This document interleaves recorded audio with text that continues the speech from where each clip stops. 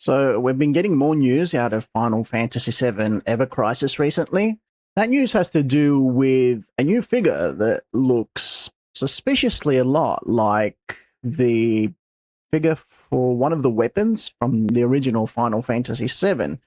And more specifically, it looks a lot like Ultima Weapon. For those of you who don't remember, Ultima Weapon was the creature who was flying around and creeping you out all the time when you were on the high wind. It was also the creature who held Cloud's ultimate weapon, for lack of an other way to put it. But that's the being that we're seeing in the latest trailer of Final Fantasy VII Ever Crisis, which is for the 2.5-year anniversary event. There's going to be a new chapter.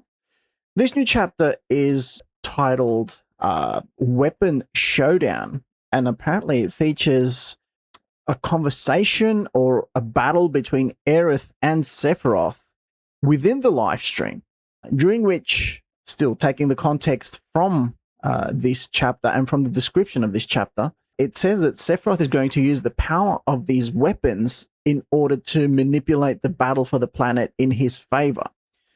So, yeah, one of those weapons is designed to look a lot like Ultima Weapon, but also the description for this chapter and everything it entails, like how Aerith is fighting Sephiroth or talking to Sephiroth within the live stream, it's a lot like the Final Fantasy VII novel, which was titled Maiden Who Travels the Planet, written by Benny Sugiyama.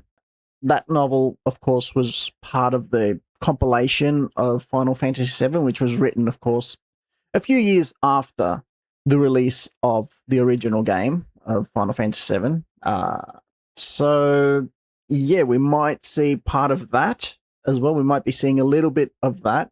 Of course, the events of the novel, again, Maiden Who Travels the Planet, they take place after the end of the original game of the OG FF7. So I don't really know how this is going to play out, because apparently what happens in this 2.5-year anniversary event for Ever Crisis, I think it's actually, if not before, then during the course of events for FF7, if you know what I mean, or if you understand what I mean. It'll be interesting to see how it all plays out. It'll be interesting to see how Aerith fits into the whole narrative, and how it might be sort of like not maybe the same events as the novel, but it might be sort of like a foretelling of the events, or they might be saying that, like, look, Aerith is in the live stream, she's traveling the live stream, so maybe a little heads up, they might re-release the novel, or they might recontextualize it in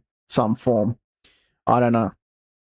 But what's interesting about this is that it gives us a little bit of a heads up that Aerith will be in part 3 in some form or another. Like, for example, she'll be traveling the live stream. She'll be within the live stream, and she'll be able to control certain things from within there.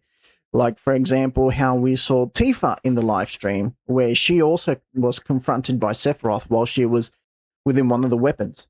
This event for Final Fantasy VII Ever Crisis is very interesting, and I think it's foreshadowing certain things for part 3, for which we don't yet have an official title, unfortunately. We still have to keep calling it Final Fantasy VII Remake Part 3.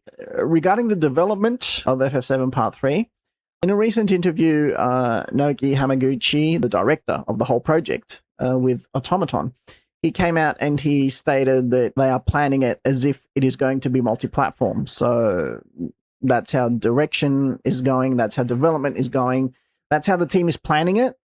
So again, as I've mentioned in previous videos, this does not in any way confirm that it is going to be multi-platform from day one.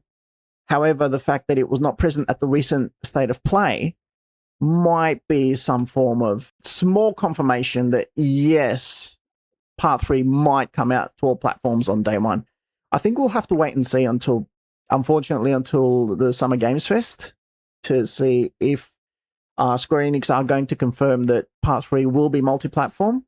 But I think for now, we're just going to have to be patient During that interview with Automaton, however, Mr. Hamaguchi also spoke about the fact that Final Fantasy VII Remake Integrate came out on the Switch 2 as a game keycard as opposed to a game-only card. He said that, unfortunately, due to technological limitations, they were forced to do that.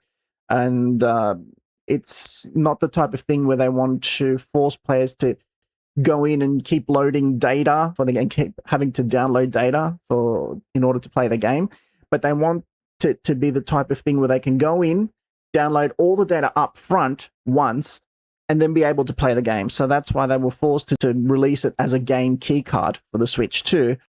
It sort of placed as a one-on-one with the PlayStation 5 version, where they released it on 2 discs. Well, they released Rebirth on 2 discs, with the first disc being just game data, where you put the disc in the PS5, you download all the data, and then that's it. You're good for the rest of your game. You don't have to go in and keep downloading patches or version updates or anything like that. So he said that we want to be upfront with our players, and we don't want them to have to keep doing new downloads all the time, or we don't have to keep patching the game all the time, and because we understand that can be frustrating for the player fan base. So yeah, when it comes to that, at least, Mr. Hamaguchi was upfront. He was direct with the players that, look, unfortunately, we're not in a position where we can put all the game, the entire game, which is like over 100 giga, on a small game cartridge. We're not in a position to do that. Technology has not advanced to that point as of yet. But what we can do is we can give you the cartridge, and we can have you download all the data once and not force you to, every time you want to go in and play the game, sit there and wait 20 minutes for a new version update to come out and be downloaded on your device and take up more room, more disk space on your console and all that. So that's about it. That's all the recent news that we've heard from Final Fantasy VII Remake. I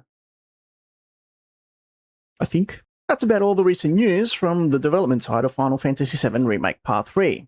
Hope we'll get a new title for this game soon, because it's becoming a bit of a mouthful calling the game Final Fantasy VII Remake Part 3. Whew. Anyway, if you enjoyed what you saw, hit the like button and subscribe to my channel for similar content. I'm Shadowhunter867, and I'll see you soon.